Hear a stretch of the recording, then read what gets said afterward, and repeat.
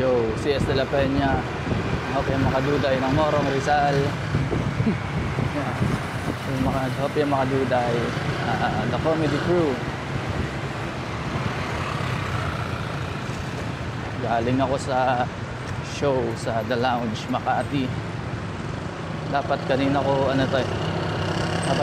magbibideo papunta, kaso medyo hindi ko memorize yung raan. Di pauwi na lang. Kasabay ko si Franz kanina, nauna na. Layo. Testing ko lang yung yung lighting ng Insta360 X4 paggabi.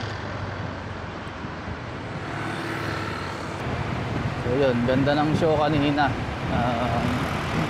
Headlined by Chris Julio and Jex Galion.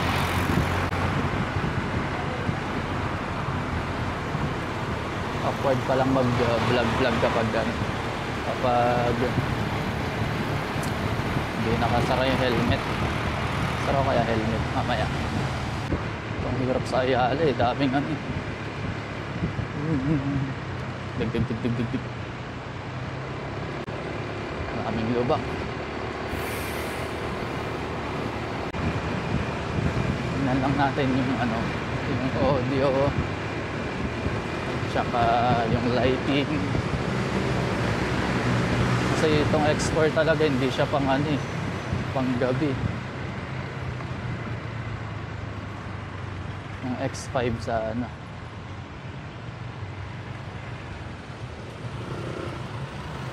yun si Franz. Si Franz na. Yup. Parang nangangabayo rito ba? Pero nito yung parang foam, pero baka kasi lipa rin. Kaya ito na muna ginamit. Kaya titingnan natin na mas magandang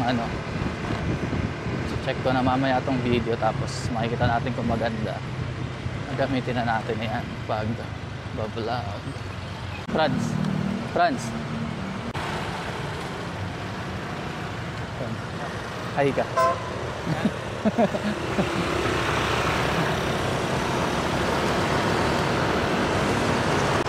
Hindi pala ako narinig kanina. Ayan. Pero okay lang din pala nagsasalita. Wala namang papansin sa akin dito. Kanya-kanyang trip naman ba.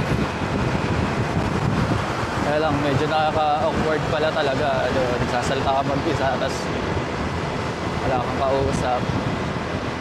Pero kayo na lang ang kausap ko, nasa video. Pero pag dito ka talaga sa gantong sitwasyon, yung ginagawa mong sasalita ka mag-isa, nakaka-awkward. Pero pinapanood akong podcast clip ng Two Joints. Sila Bugoy, Koy, si Frank. Tapos nabanggit nila doon yung sinabi ni Kong TV. Kilala niya naman si Kong TV, kilala ng lahat yun si Kong. Hindi ako fan ni Kong pagdating sa vlogging. Naging fan lang ako, naging interesado lang ako kay Kong nung tumutugtog na sila sa rock-rockan, which is red ng gitara. Pero yun, yung sinabi nila Bugoy, sabi daw ni Kong nung nagbibideo siya sa BGC mag-isa, sila yung mailang.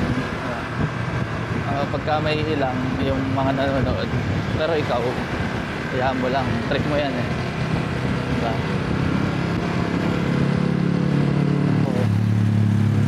Dito ako dadaan sa Palayaan, C5 diba? Kakaliwa ako dito, mas kabisado ko. Ilang matagtag talaga pagka C5 ang daan.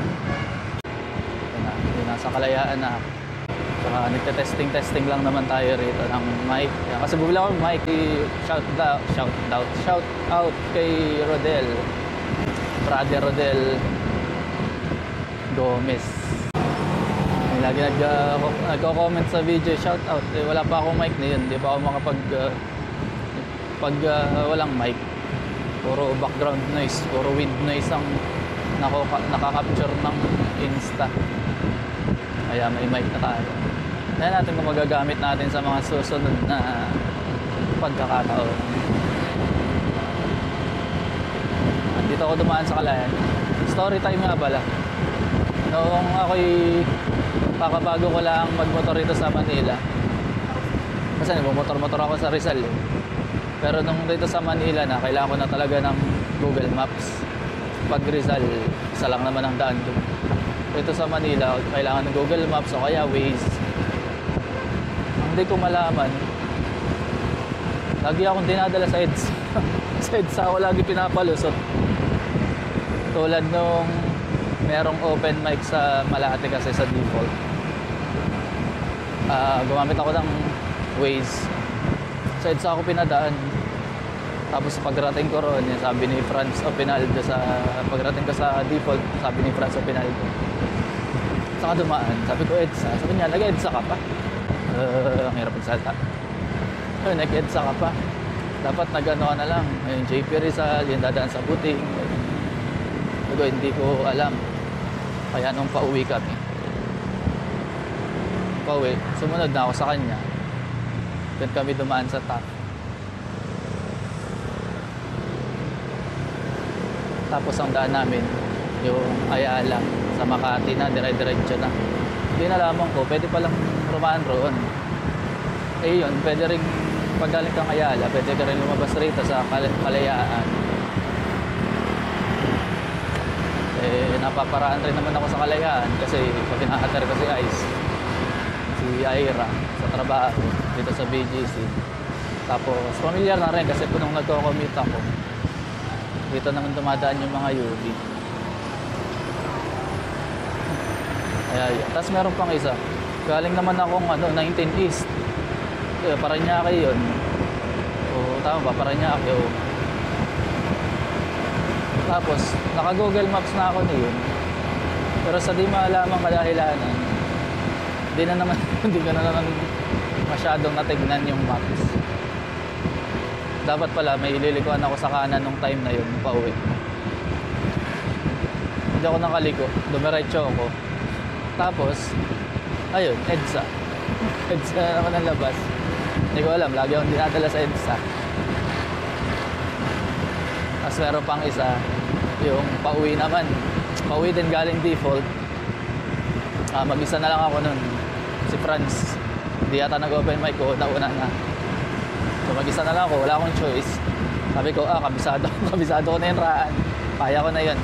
Mula Malate, staff, tapos saan ba nun? Basta din yata. Ayan, dun din sa Ayala. Tapos liliko dapat ng Kalayaan. Hindi yata ako nakalikong Kalayaan. Nadiretso ako kung saan. Labas ko na naman, EDSA na naman. Pero buti na lang, okay naman ang daan sa EDSA. Yung mga time na medyo naliligaw-ligaw pa ako. Hindi siya katulad ng sobrang traffic. Bagay kasi gabi na eh. Gabi na yung oras na yun. Pauwi na galing show. Medyo maluwag na. Hindi na siya nakakatakot. Tapos konting na lang din. Hindi pala konti. Sobrang ingat na lang din pagdadrive. Lalo dyan sa mga busy highways na yan, EDSA. Lalo dyan, C5. Ito, nasa sa may C5 na tayo. Naisip ko, magsi-C5 ako. Maluwag naman ba? Maluwag naman yata C5 eh. Sige, mag-C5 na lang tayo. Meron kasi nung isang beses, sabi ni si Franz rin. Si Franz ang aking guide pagka hindi ko alam ang raan. Yung mga una-una pa lang. Ayan, mag-ano ka na lang, daan ka na lang sa Pasig, sa loob. Kasi hindi traffic.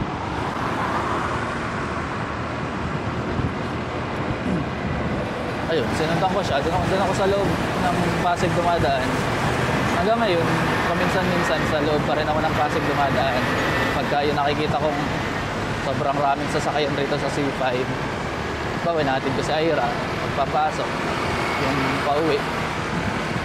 Though tingin ko mas malayo yung yung pagloob ng Pasig ang daan, tapos sisira yung mundo ako para labas. Kasi extension. feeling ko mas malayo yung distansya. Pero may times na mas traffic. Makasabay ng ganung truck, nakaka-going.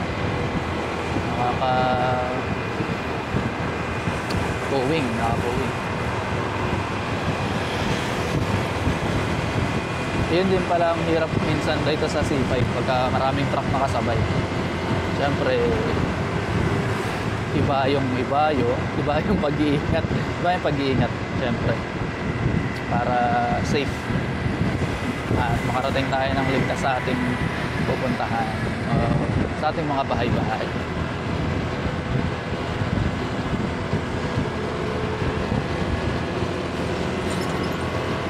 Dito na ako sa C5.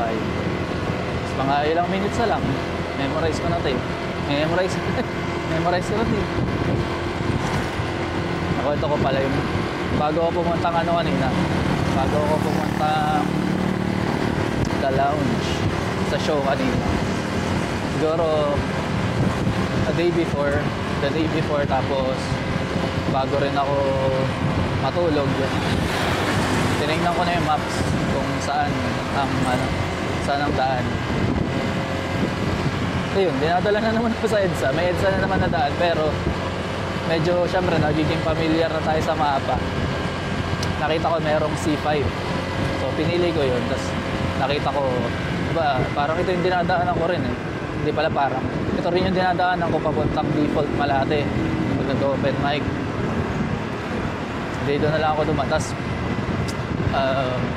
Ginawa ko na lang familiar sarili ko dun sa sa mga lilikuan papunta sa The Lounge kasi magkaibang lugar yung Default sa Lounge. Ginawa ko ng familiar sarili ko, tapos di na ako nag-maps.